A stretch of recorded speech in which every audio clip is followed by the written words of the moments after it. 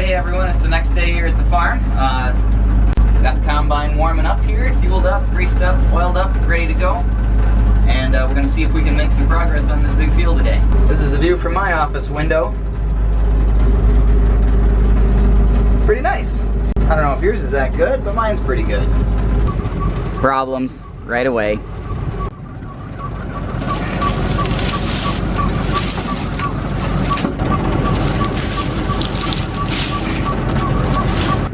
You don't want that junk to go into the feeder house all at once because it'll slug the cylinder on the machine, so it's best to just clean it out by hand and either throw it out or try to feed it in. That's from all those ragweed stalks. They go in like sticks and jam everything up. Opening up the field.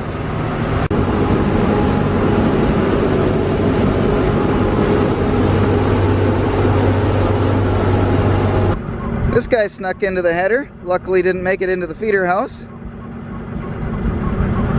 Oh well, got that taken care of. It's always good to check behind you once in a while. Sift through the bean chaff here and see if you're blowing any beans out the back of the machine. Usually if you see one like this, there'll be little. When they're small like that, the cleaning fan will blow them out sometimes, but they're lightweight anyway, so you kind of got to expect it. So we're doing a good job. That means the combine settings are right. We can keep going. Well, this is garbage. Well, it's about 5 minutes to 5 and I've got a big chunk of this field done here.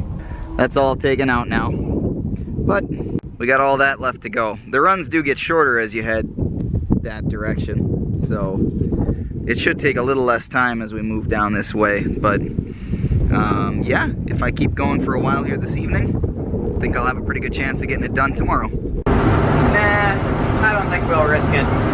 Well, it's coming up on supper time here, and I'm about done. You know, I was thinking some of you might be wondering why I don't combine at night. There are lots of other guys on YouTube who run their combines at night up till late. I would love to be able to do that. I could have been done by now if that were an option.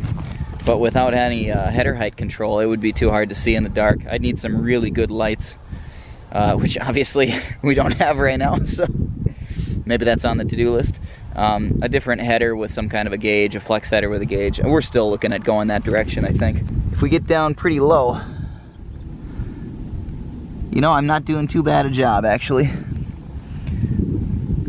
I was reading one of the forums online. It was either on New Ag Talk or Yesterday's Tractors, and they were talking about these rigid headers on these old combines. And somebody made the comment, well, it's not like you could do no-till with them or anything like that.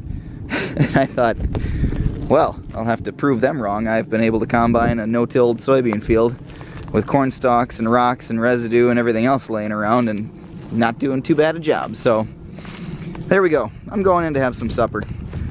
We'll pick this up again tomorrow. So I just got out here to keep harvesting beans, and I'm looking out the field.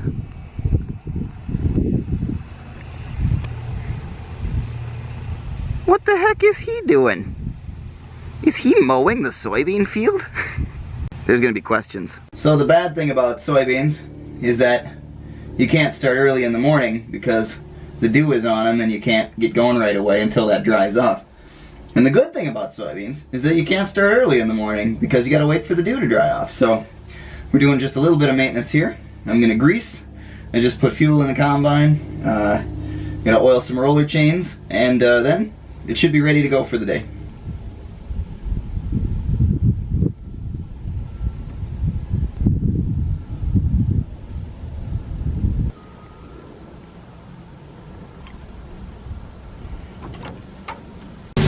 More unloading.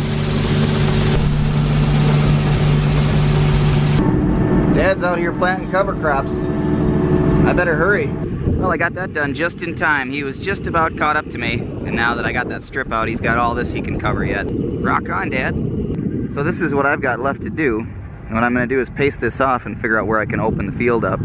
Okay, we'll start here. 1, 2, 3, 57, 58, 59, 60. Okay, 60 paces, this is where I'm going to open the field up. And then if I split this open, I'll probably get to that end of the field over there,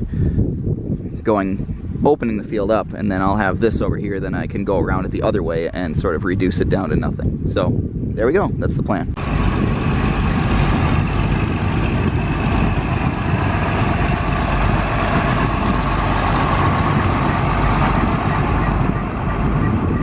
For those of you wondering how much rain we've gotten this year, this pond is not nearly this high usually. This is in fact the highest we've ever seen it. This little piece of land over here we always sort of jokingly call the peninsula because it's a little higher and it sticks out.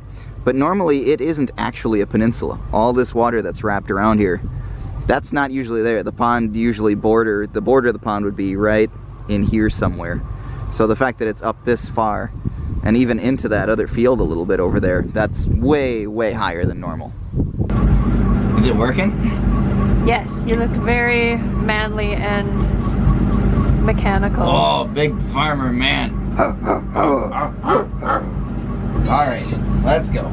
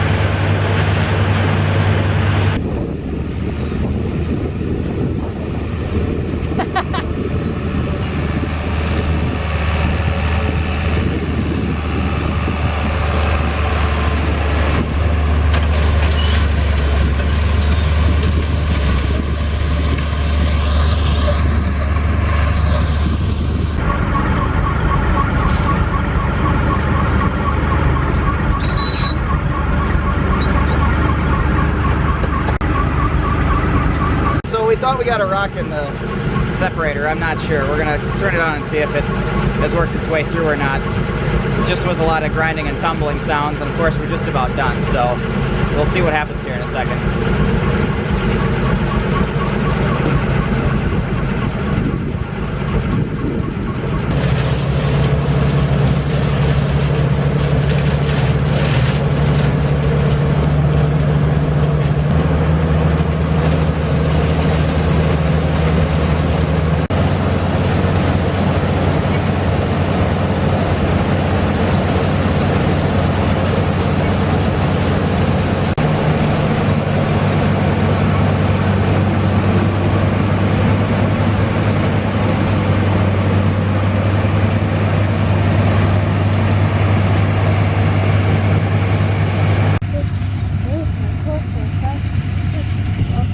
Grandpa has in his hand.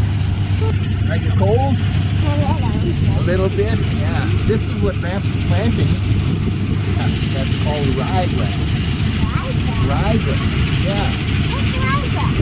Well, you'll see in the spring what it is, when it comes up. Daddy's coming up. There we go. Daddy's coming. Daddy's doing a good job. He's going to get done early. Yeah. Well, okay.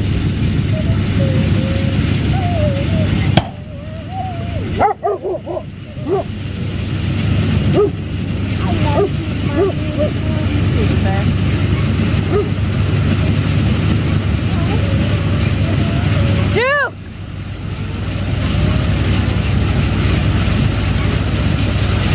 Of all the times to get territorial, that's not a good one.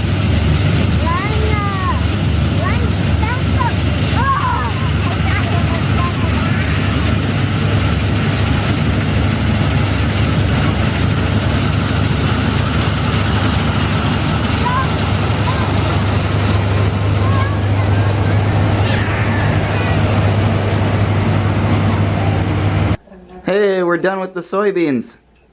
Yay! Yeah.